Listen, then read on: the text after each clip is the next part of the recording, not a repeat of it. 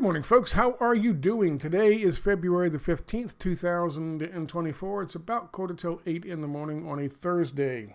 I have cats and dogs yelling at me this morning. It's very exciting. Hopefully we'll be able to do a video without Gabby making an appearance. That would be nice.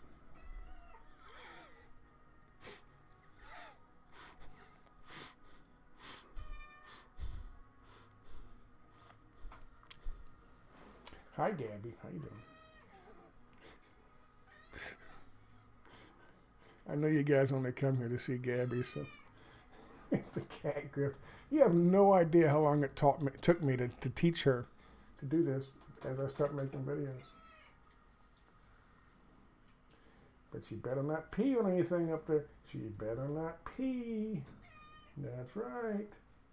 Problems happen. Problems occur when you pee on my stuff. And please don't knock it off the wall. Okay. All right. There you go. So much for that plan. Hi.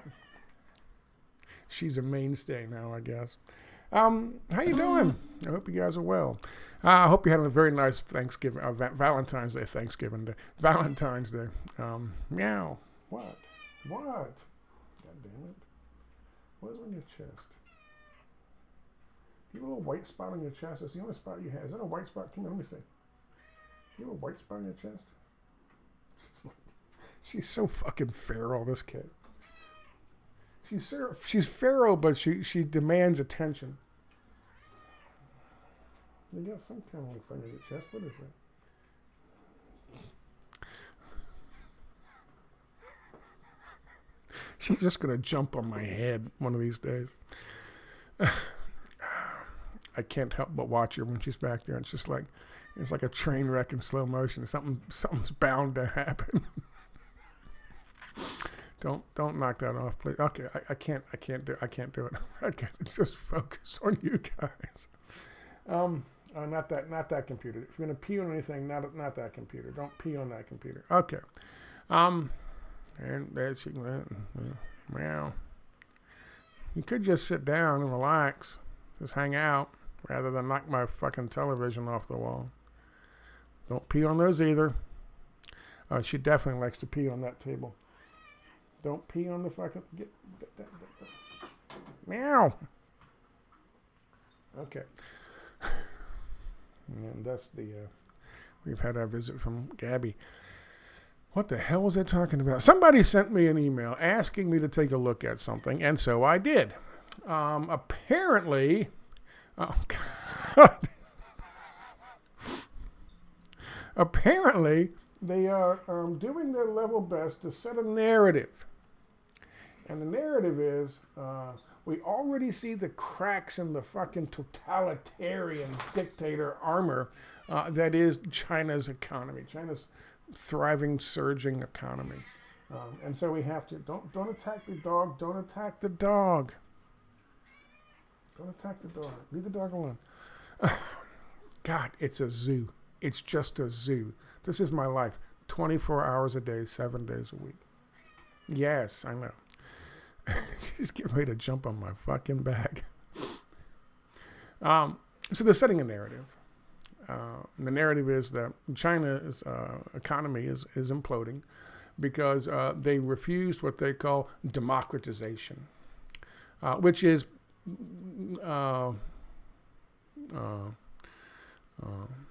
miracle of Chile, the economic brick, the Chicago boys' neoliberal economic ideology being slammed on the people of China and allowing for people like George Soros to come in with their hot money speculator teams to fucking, and our businesses to suck the lifeblood out of the fucking nation. Because that's democratization to them. So, according to them, in this article I'm going to share with you, China is imploding. Even though their GDP is fine about what it was, it's still keeping pace with ours. I'll show you a graph that proves that, and I'll show you articles from financial institutions that prove that. Even though their unemployment rate is down from the highest, it was at 6.1 at 1%, now it's down to 1.1%, and that's a big transition for them over the last 6 months. Even though they are still the only nation to have risen 700, in terms of what's considered poverty now, the poverty level increase, 46 million people out of poverty in the last 40 years.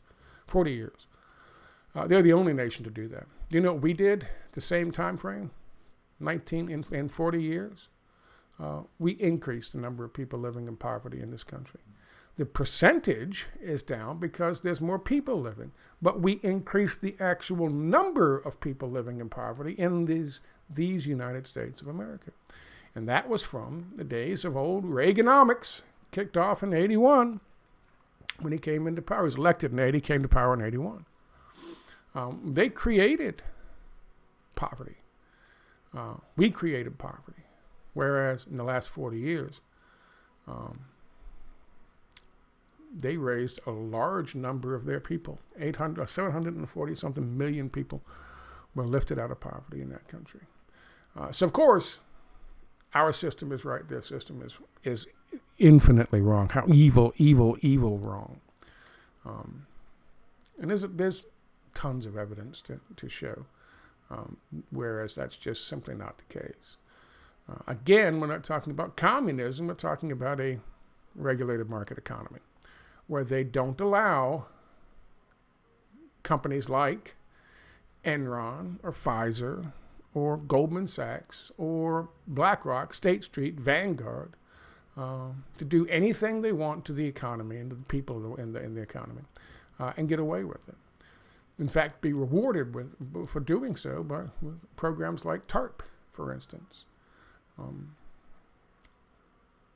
They have a different approach to corporations in China and in Russia and in a lot of the BRICS nations. And we'll talk about BRICS as well in a few minutes. They have a different approach.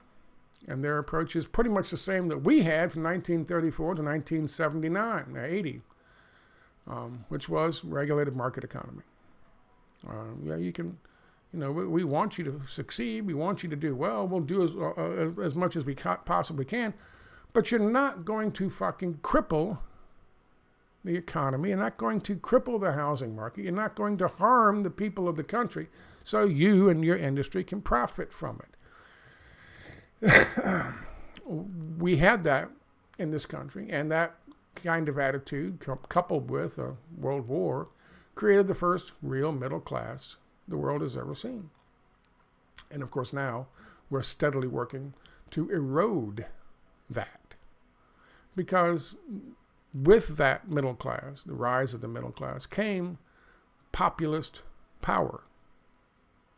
So we have to get rid of that. We have to do away with that. Because the only power structure that should exist in a free market society and free market capitalism is, of course, big business. And that's it. Everything by, for, and of big business. Now, all that said, and now that Gabby is finished with us, I shouldn't mention her name because she will come back. You say Gabby 3 times in the mirror and she shows up. Let's talk about this, shall we? We'll get to that in a second. This is the article somebody asked me to take a look at. Xi Jinping will make the West pay for China's economic collapse. Even though, according to this thing from, it's an opinion piece from The Telegraph. It's on Yahoo News, but it's behind a paywall in The Telegraph, so here it is. It's written by someone named Jeremy Warner, and it was published yesterday.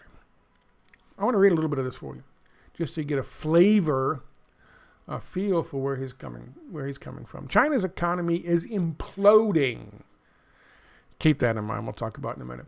Prompting such schadenfreude from Western commentators delighted by the turn of events. The wait for today's denouement was, I know I'm not pronouncing that right, has been a long one. For decades, comeuppance. For decades, China defied the laws of gravity, confounding all predictions of imminent collapse. The confusion of democracy, it seemed, was no match as a form of economic governance for the planned certainty of authoritarianism. This is what they call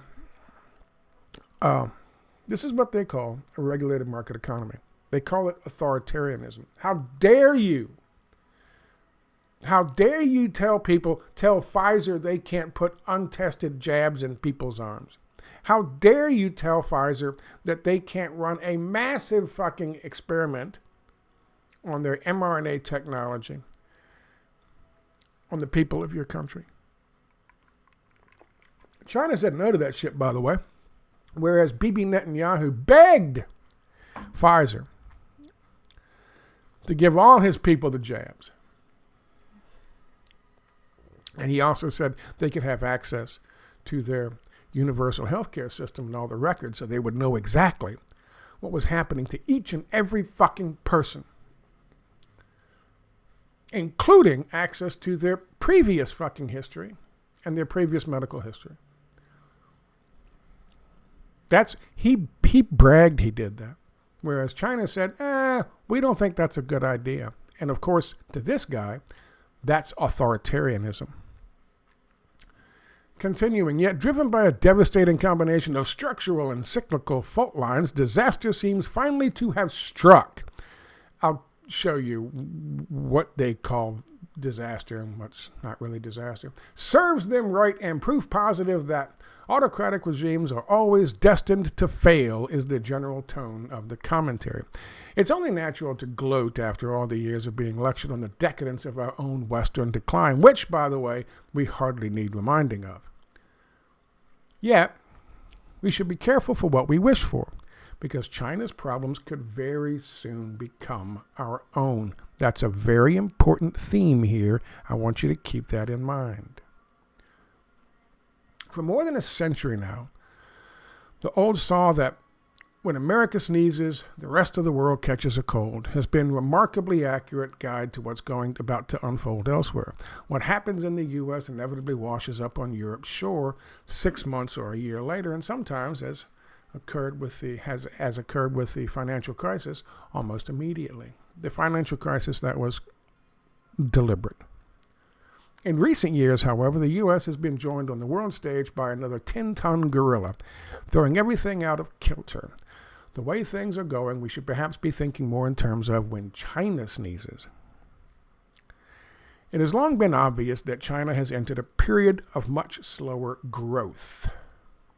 Chinese statisticians and party apparatchiks have worked tirelessly to disprove this reality, but even among the regime's most supportive weeboo cheerleaders, it must now be impossible to ignore the evidence of their eyes.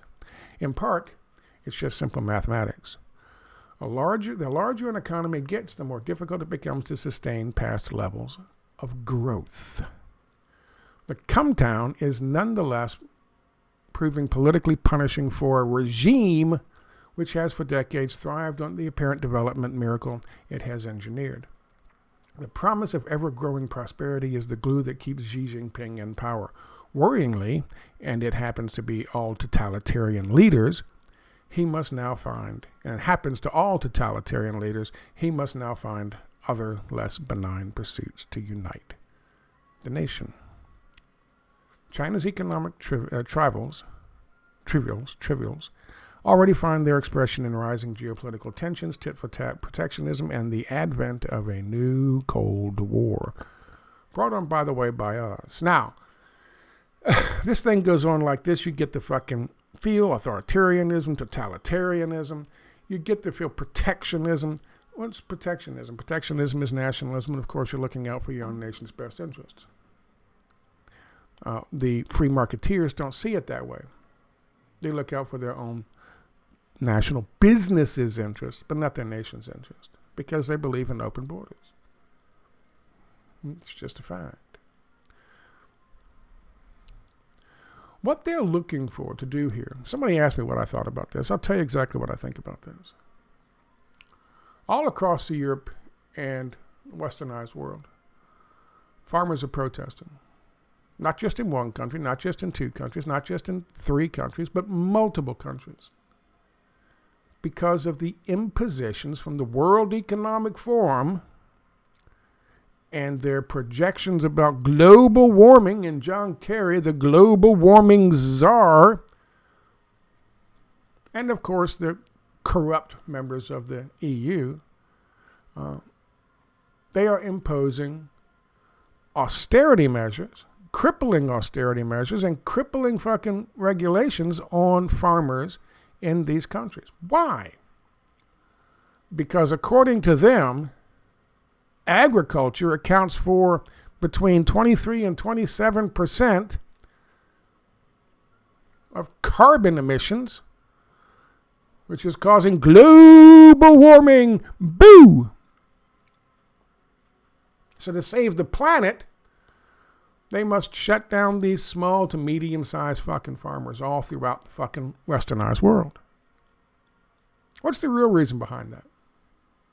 Consolidation. They want to shut them down, make it so they can't make any fucking money, so they have to sell their fucking land to big agribusiness. They'll come in, buy it up, say, we can fix it, no big deal. They won't be hit with the same fucking regulations and the same fucking restrictions that the small to medium-sized businesses are, farmers are. And they'll be allowed to grow whatever the fuck they're going to grow. Or be paid to not grow anything on that fucking land. Maybe corn for ethanol. But that's it. This, of course, will drive the prices up for all kinds of fucking agricultural products all across the westernized world. It will create a crisis. And a crisis is exactly what the World Economic Forum needs in order to bring about the Great Reset. They need a crisis. They were calling for one in 2023. They got a slight downturn. That came from, again, another crisis that we created with the situation in Russia. And of course, all the restrictions and regulations, and we imposed all these sanctions on people trying to do business with Russia, and that hurt all sorts of businesses all across the fucking globe, all across the westernized world. So it drove prices up, including fuel prices, including food prices. We know that. We've seen that. And we're talking about, oh my God, what's happening in China is going to happen to all of us. We're doing it. And we're doing it on purpose. Global economic growth to slow in 2024. That was written November 2023, and it was published in the World Economic Forum. That's by design. Here's another thing that's happening.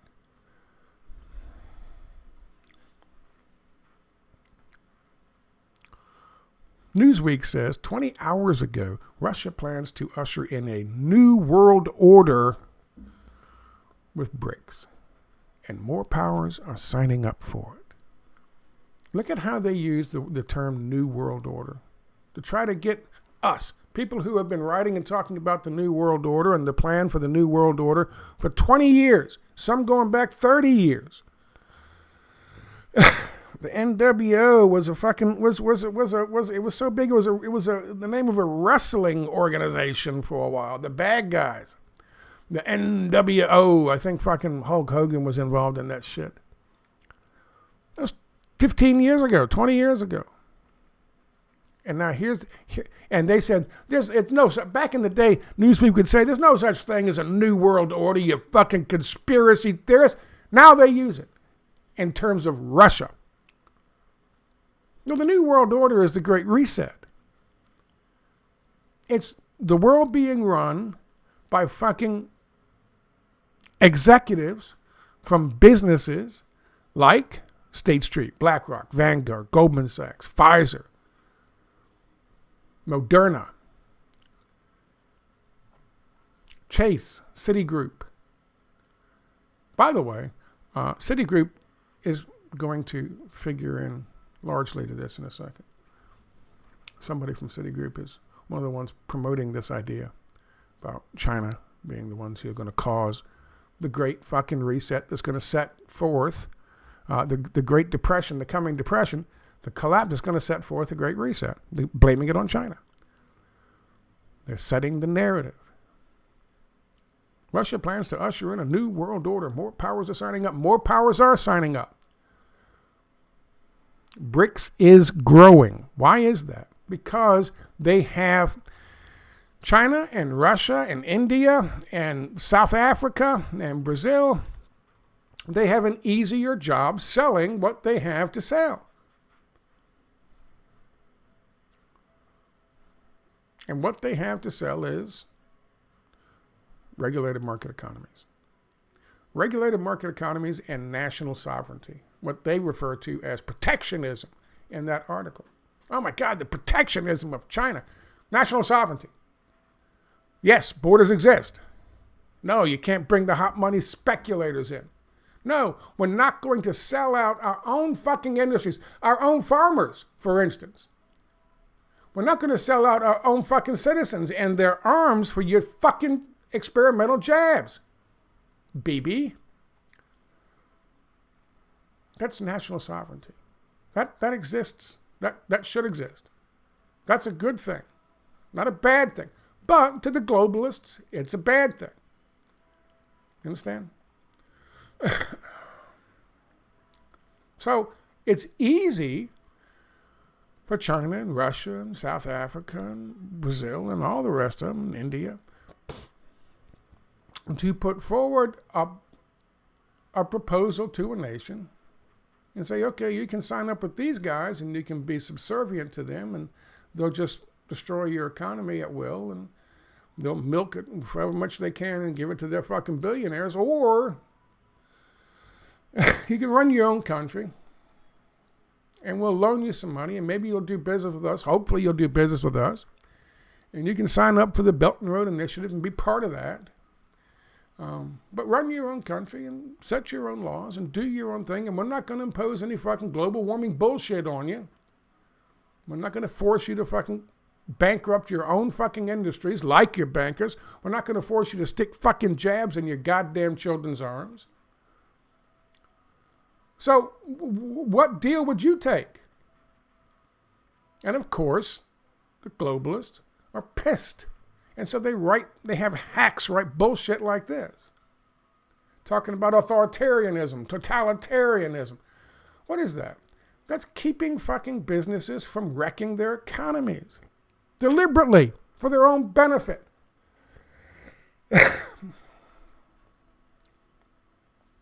You want to talk about the great collapse? 2008? Lehman Brothers. Lehman Brothers was the fall guy. You watch that stupid fucking movie. Go ahead, watch it all day long. Oh my God, Lehman Brothers. But they were greedy. Fuck you. You know the first goddamn thing that happened? They started that shit when they fucking railroaded Brooks Born in 1999 because she wanted to regulate the very same credit default swaps and derivative markets that they used in 2007 and 2008 to cripple the economy. They did it on purpose. It was a controlled demolition. And Brooksley Born was saying, you know what? These derivative things they got, fuck you. They started it in 1998 when they got rid of Glass-Steagall. They set it all in motion. Long before 2008, long before Lehman Brothers. Lehman Brothers was the fall guy, was the patsy. They needed something to kick it off. So, oh my God, Lehman Brothers has fallen. Oh, the whole world economy because of Lehman Brothers. Bullshit. They started it in 2002 with the American Dream Act, where they were fucking giving Americans the deposits so they could fucking buy into these goddamn liar loans that they were encouraged to do, encouraged to lie by the fucking developers, by the real estate companies. I've told you before, I had in 2006 or 2005, I had my own company. I was doing my own drafting and design stuff. I was sitting talking to somebody at a bar, having a drink, watching a football game, and he was like, "Oh yeah, you could be in house. You could own your own house, Scott." And I'm like, I'm making okay money now, but I ain't got the credit for that. And I got a deposit. Fuck that shit. Hang on a second. He goes to his car. He comes back out and he lays all this shit out on the goddamn bar. I could have bought a house. I could have bought a house. Signed it right then and there. I could have bought a house. But I knew something was amiss, so I didn't. Now here's the thing. Had I been married, had I had a kid living in this, I would have had to have bought that house. And that's what they did to the American people. And then they rug pulled them on purpose, by design, timed. They rug pulled them, and then they foreclosed on them and stole those houses back. That's what they did.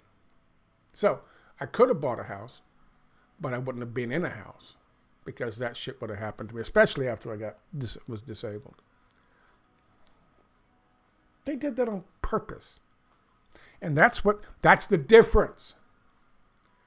They make bullshit movies now. Hollywood makes bullshit movies now to tell you the lie that it wasn't done on purpose by design going back to 1998 because we don't have a totalitarian, authoritarian fucking government that looks out after our interests, even when it comes to big business. You understand? What this guy's talking about, specifically, I'll get into this. 800 million people. 800 million people. Okay, so there's that article. And that article links to another thing from Telegraph here, talking about how their economy has crashed.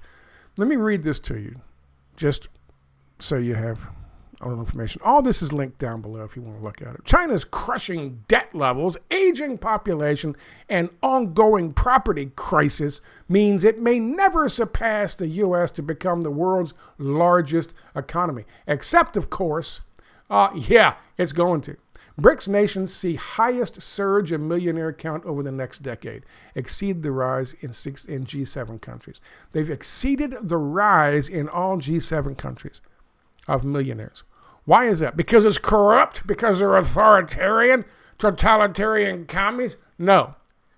Because they are solid, regulated market economies. We had a massive fucking increase of millionaires from 1934 to 1979, did we not? Not only did the middle class rise, but so too did the billionaire class rise. More billionaires were created. Not a few got super, super richer, but more were created. In this system that we have, you don't have billionaires being created. You just have the billionaires that exist making more and taking more and taking more and taking more out of the economies. But don't tell me that it's clear they're not going. That there's no threat from fucking the BRICS nations in China and Russia.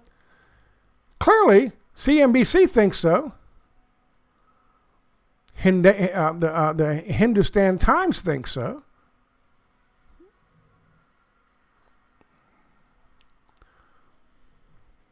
Nathan Sheets, global chief economist at Citibank and former U.S. Treasury official in the Obama administration, said it was no longer inevitable that the size of the Chinese economy would surpass the U.S. after Beijing lost major ground in the past 2 years. Major ground where? Because I don't see that on the fucking GDP. I'll show you in a second.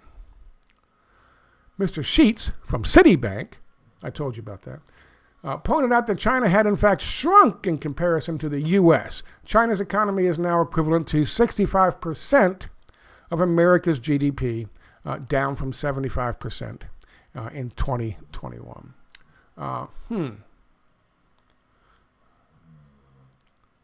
Let me do this. I have to do this. Sorry.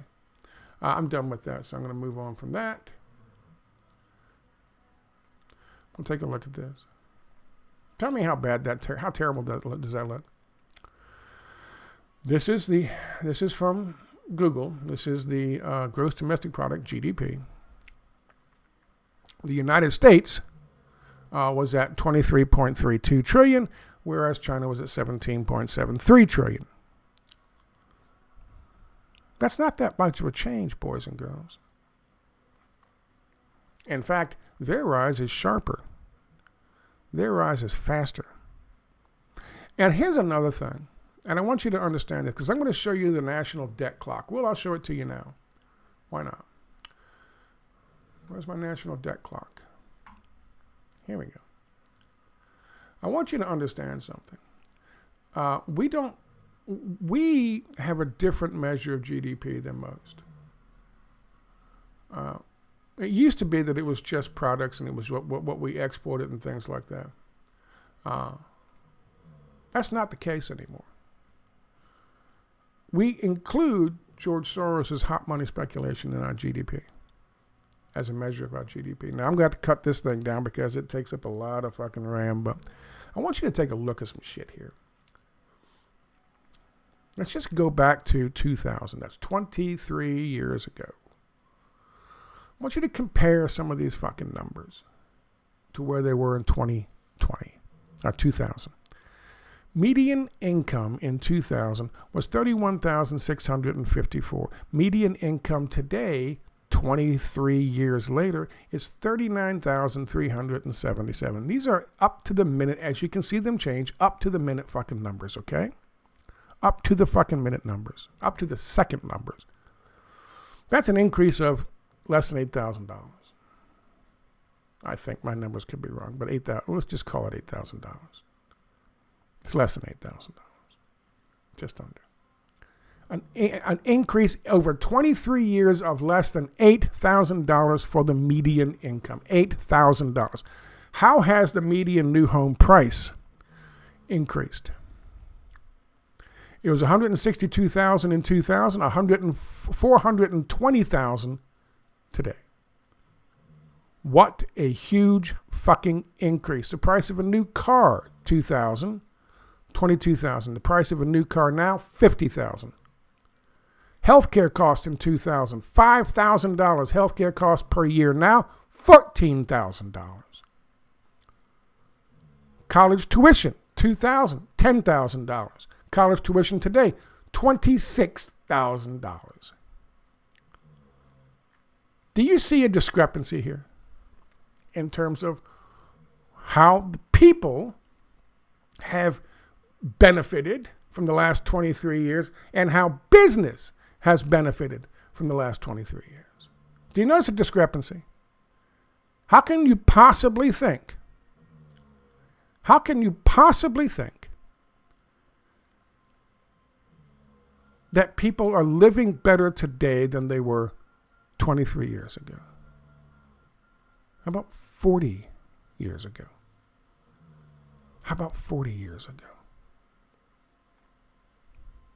Look at the workforce in 2000. 161 million. The workforce today, 161 million. It has not fucking changed. Now here's another one for you, and I want you to be really interested in this one. Manufacturing jobs in 2000. Manufacturing jobs used to be the fucking what you based GDP on. 17 million. 17 million manufacturing jobs in 2000, which had already been under attack since 1980. Manufacturing jobs now, 13 million. We've lost 4 million jobs in manufacturing. So how is our GDP on the rise? Well, because they include financial instruments. I can get rid of that, and I can get rid of that. They include financial instruments. Let me show you something real quick.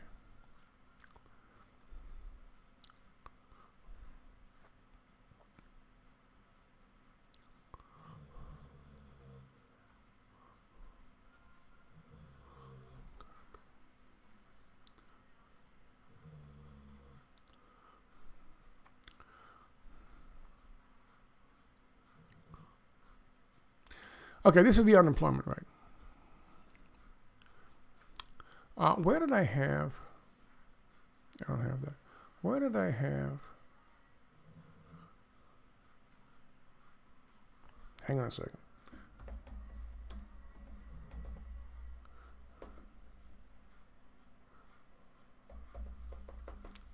I can't type.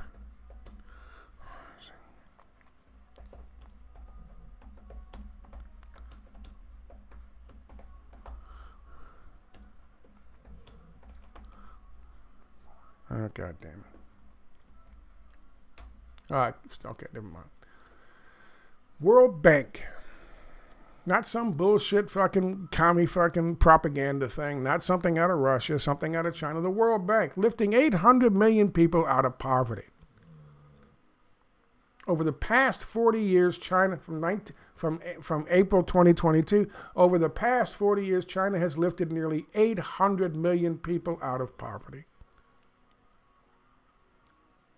That accounted for almost 75% of global poverty reduction across the world. 800 million of their own people. 40 years. The number of people living in poverty and the poverty rate in the United States from 1959 until 2022. Same 2022, by the way. Let's just take the last 40 years. That would be 1983. We'll go with 82. Let's just go with 80. Whatever you want to call it. Here we go. Here's a number right here. That's the number right there. It was about 13.5%. We're at 11.5% now, but remember, boys and girls, there's more people living in the country. Let's look at the actual number. The actual number was 29 million. There are now 37.9 million people living in poverty in the United States, according to 2022 numbers. Now, this is an official fucking document. This is not something that's just bullshit made up. More people live in poverty now than they did in the United States than they did in 40 years ago. Whereas in China, they raised 80 million people out. You're starting to see a pattern developing here. Are you? I don't know what collapse they're talking about because here's I showed you the GDP numbers. The GDP numbers are not fucking awful. They're similar. They're in the ballpark, and at least they're not collapsing.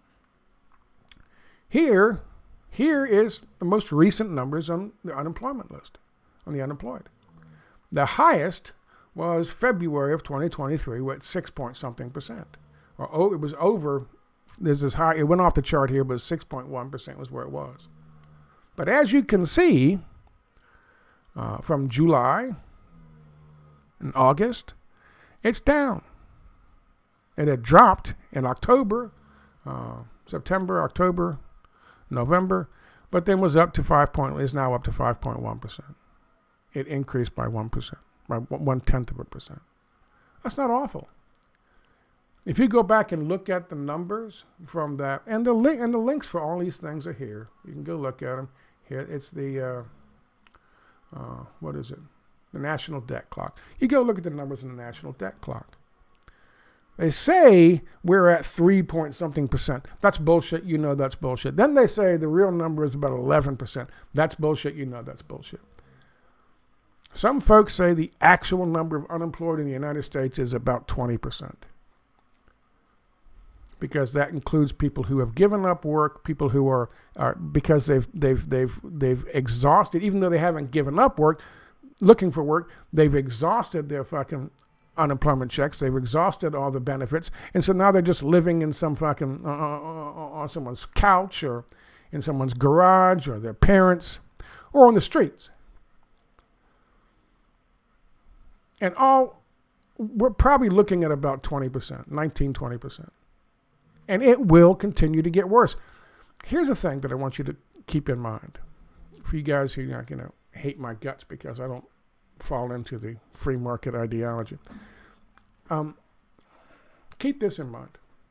The numbers this year, they're going to try to present them as very flowery because of Joe Biden and the election. Because they know the opposition is probably going to run Donald Trump unless they can drum up some other reason to arrest him. Some stupid reason to arrest him. So they've got to make his administration look as flowery as possible, even though you know it's bullshit. Oh, fucking inflation's done. Now we're in deflation. No, the prices are coming. The prices aren't coming down. Shit's still expensive. Rent is still too fucking high. You will own nothing and like it. BlackRock, State Street, Vanguard, they're still Citibank. They're still running around buying up houses because they have access to the fucking window in the back door of fucking the Fed, and they just get money handed to them. It's still quantitative easing. It's still just free fucking money, QE infinity, coming out the back of the Fed to certain banks, certain financial institutions, so they can buy up more and they can get bigger. They funnel it up. That's democratization. That's the democratization this guy writing for fucking Telegraph wants to see in fucking China. Now, why do I tell you all that? Well, am I saying the Chinese system is better? Well, it wouldn't be if we were actually allowed to compete with our hands without our hands fucking tied. And how do I mean that? Do I mean deregulate everything? No. Go back to a regulated market economy that doesn't put the interest of big business ahead of the interest of workers or the interest of the fucking communities or the interest of the nation. Yeah, go back to protectionism. Protect our goddamn industries. Protect our fucking workers. These are good ideas. These are solid ideas. And they're ideas that BRICS is pushing to nations all across the world. And so BRICS is growing, getting bigger. They have built a better fucking widget. And everyone knows it. Everyone knows it. And all you got to do is look at our goddamn economies. Look at Germany. Germany used to be a fucking... It used to be the gold standard for how a regulated market economy that looked after its own borders, looked after its own industries, looked after its own workers, looked after its own consumers, was still able to thrive in terms of the global economy. Now what's happening? Now they've dumped all that shit. They brought in austerity measures, thanks in part to COVID-19, thanks in part to the shit going on with Russia and Ukraine. And so what have they done now? They're attacking the fucking structure. They're attacking the fucking socialist structure of unions and benefits that workers get. They're opening up their fucking borders to outside fucking products and industries from outside the country, which are destabilizing their own fucking agriculture and other industries, which is exactly what neoliberal economic ideology does.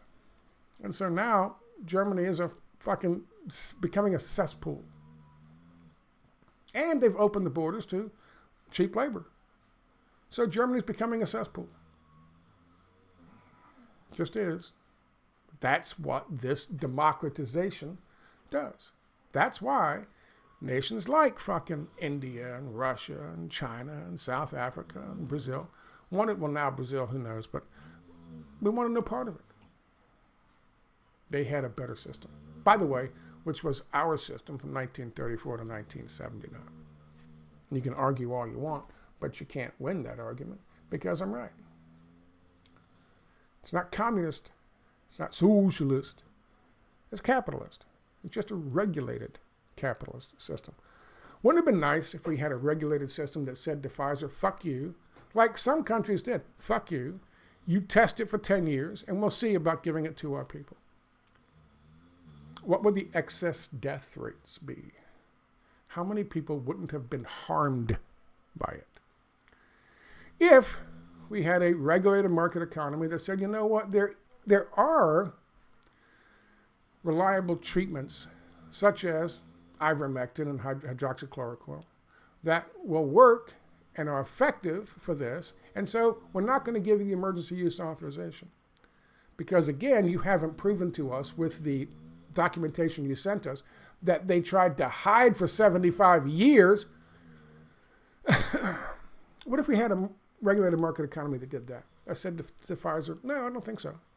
I said to Moderna, nah, you better test it for a couple of fucking decades before we start doing that shit. What happens? How much better would we be? How much better would we be if Brooksley Born hadn't been fucking shouted down and run out on a rail when she said, we really should regulate these derivatives because they are economic weapons of mass destruction and can be used to destroy our economies. My father wouldn't have lost half of his 401k in 2008.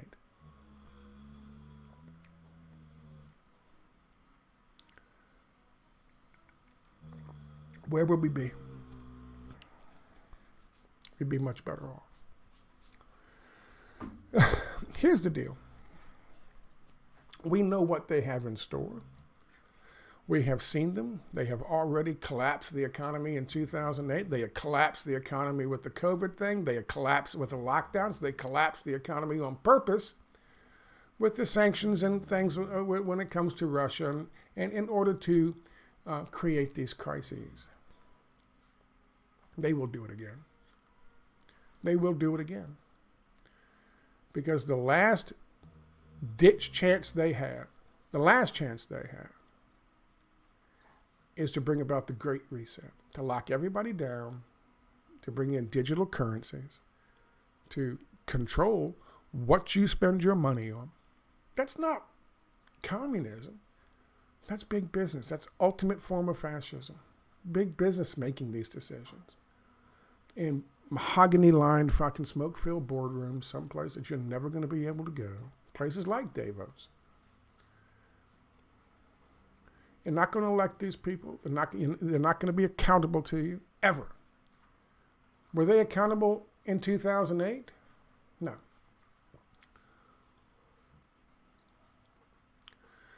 They will collapse the economy again. They are en route to doing so because they have no choice. They have to create a crisis big enough to bring about the Great Reset. And of course, what are they going to do? It's like COVID-19. They had a plan for it. They created it. So what were they going to do? They've got to find someone to blame it on. China. The pangolin didn't work. The fucking bat soup theory didn't work. So they knew people would understand it was created. All you got to do is look at the fucking, cleavage sites. You say, oh, okay, well, obviously somebody made this. So they blamed it on China. They had a fall guy ready to go. And what are they doing now? Same shit. Same shit. China's economy is not fucking collapsing, and it's not going to corrupt the rest of the world economy and bring the rest of the world economy down. When the world economy collapsed in 2008, did China's? No. When the world economy collapsed recently, had a mini fucking recession, thanks to what we did with Russia and all those sanctions and the gas prices went up and all this shit. Did that have any effect on fucking? No. None. Why? Because they're insulated. Because they're not part of the global economy, the new world order, the one fucking world order. They're not. They still believe in borders. They still believe in protectionism, as they call it. Nationalism. Looking out for their own fucking interests. The interest of their people. One fucking fact. should be the most telling. In the past 40 years, they have risen 800 million of their people out of poverty. In the past 40 years, we have tossed 10 million of ours into poverty. What does that tell you about our systems? These people use words like authoritarianism and fucking totalitarianism and dictators and shit like that, referring to theirs, and democratization and freedom and liberty when it comes to ours. But you go and look at that national debt clock and you tell me, these are people, by the way, the numbers that I gave you relate to jobs, relate to employment, relate to housing costs, relate to new car costs. I'll never buy a new car. I'll never buy a new house. I live in poverty. I am one of those people. So, yeah, the last 40 years, more people have been tossed into poverty in the United States than, obviously, and it's totally different in China. However, even the people who aren't living in poverty are still harmed. Their quality of life is on a decrease in the United States, whereas in China, their quality of life is on the increase. Because of communism? No. Because it is a regulated market economy. Just think of what would happen if Brooks Lee Bourne, who was right in 1999, had been listened to and they had followed her instructions and they had listened to the warning that she gave. But she was shut down because they knew what they were going to do. Because it's the free markets, boys and girls. Same thing with Glass-Steagall. It was planned. You can't plan shit like that in China, which is why they hate China so fucking much. And here's the last thing I'll tell you. A long time ago,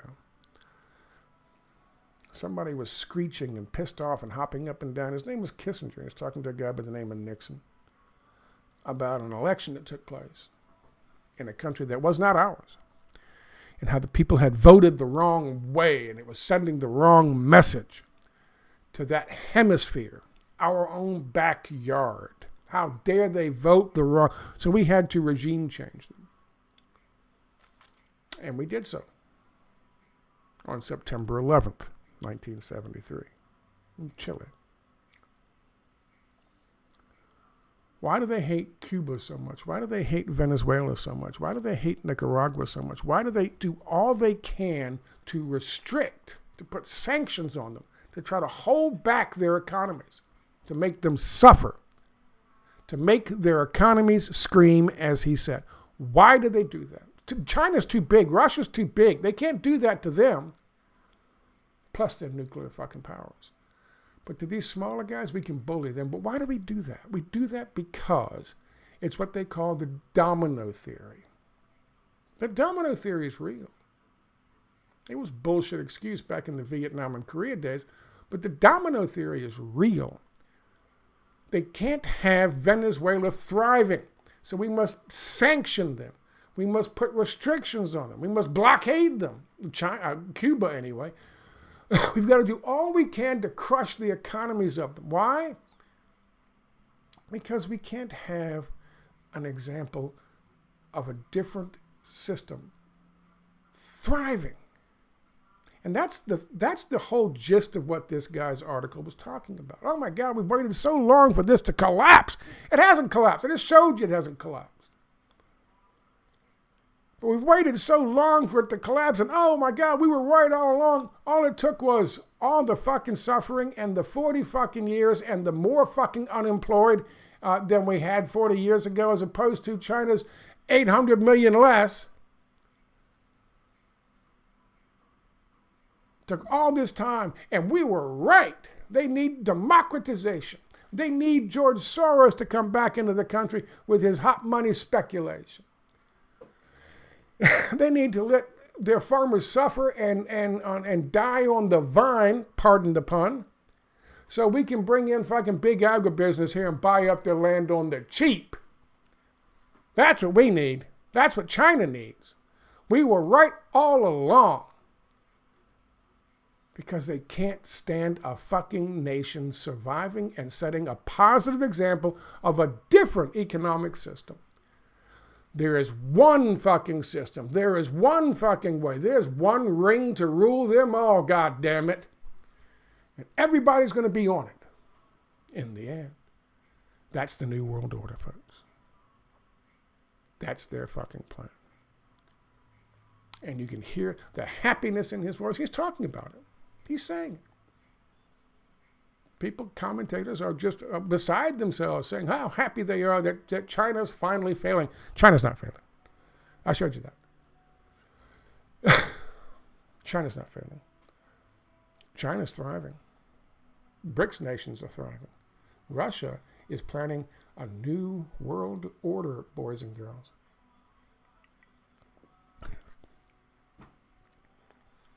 And they're worried about it. So, just like Lehman Brothers was in 2008, they need a fucking scapegoat. Just like China and the Wuhan Institute of Virology was needed in 2019 when we sent SARS-CoV-2 over to the Wuhan Games in October of 2019, we needed a scapegoat. They always need a fall guy. They always need a patsy. And so this is just setting the narrative. Because something wicked this way comes. And they damn well know it.